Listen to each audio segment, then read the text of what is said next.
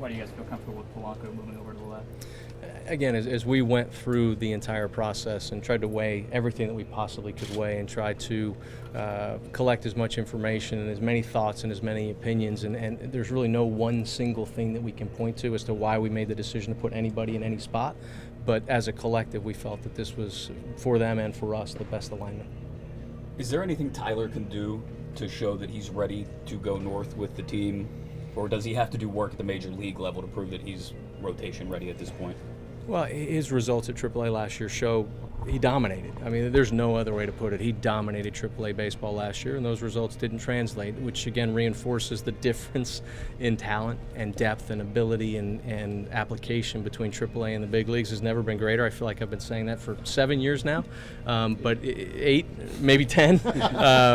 But it's true. The talent gap between the two levels is significant. And what can he do this spring? He can show us that he's continued to mature. He's continued to refine his mechanics. He's continued to refine the repeatability and consistency of the quality of the pitches. The changeup has become a weapon for him. So, I mean, trust me, if Tyler Glasnow is ready to help us at the major league level, that's a good thing for us, and we'll absolutely give him that opportunity. And if he's not, we'll continue to work to help him get ready, because when he puts this all together, he's going to be a fun pitcher to watch. How would you describe the bottom of the rotation in terms of opportunities available and who's in play to seize them?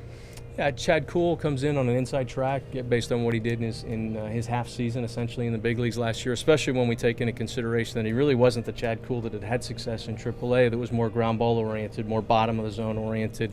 Chad, adrenaline is an incredible competitor. Adrenaline probably got the best of him and elevated a few more pitches, but again, his ability to add and subtract and to feel and to compete and to just make some big pitches when he needed to. Now we get him to a year in, get him to get the ball down in the zone, get that sink back again, let the changeup and slider work for him. He should be in a position. Drew Hutchison, Tyler Glasnow, Stephen Brault, Trevor Williams have all put themselves in position for legitimate consideration, and we'll see how that plays out. A couple of guys are probably ahead of others, and Hutchison in terms of the experience that he has, Glasnow in terms of the ceiling that he has. But Steve Brault, prior to the hamstring, was a different guy than we saw at the major league level last year. More power, more quality of the stuff, more crispness of the stuff. If that guy's back again, he's going to open some eyes, and Trevor Williams can put the ball on the ground. He can get some swings and misses. He's the type of guy that could be in a rotation as well. So we're in good shape there. LeBlanc will get a look stretched out here in spring training, and then the guy that we're looking for at some point, probably later in the season than early in the season, will be Nick Kingham.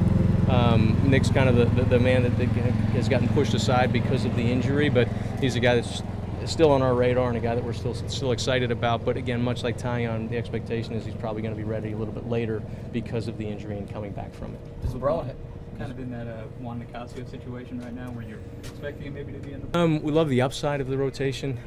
Garrett Cole healthy again and being Garrett Cole. Jamison Tyon, if he continues to grow and develop the things that we saw last year in his half season. Chad Kuhl, what we saw in his half season, the growth and development there. The upside of some of the guys that are capable of filling roles, of any of the guys that we just got done mentioning. There's a lot of upside. There's much more uncertainty than maybe there has been in the past with a veteran with the back of a baseball card like Ryan Vogelsong or like John Neese. Nicasio had more experience, so we get the angst of the lack of experience and the lack of a baseball card, but we do like this group collectively and feel that this group has a real quality ceiling and could put us in a position to have more starters than we have spots, and that's a great spot to be. Josh Bell seems confident that he'll be ready for opening day health-wise, glove-wise. Is he ready to play every day at first base? As we saw last year, that there's still a work in progress. This is year 3 of him playing first base, and again, unlike most guys where they played the infield growing up and then they moved to the outfield, Josh played the outfield growing up, and there's work to be done. He's worked so hard. Kevin Young and Joey Cora, since he's come on board in that role, they've worked with Josh. Josh has worked hard. Work is never going to be a question.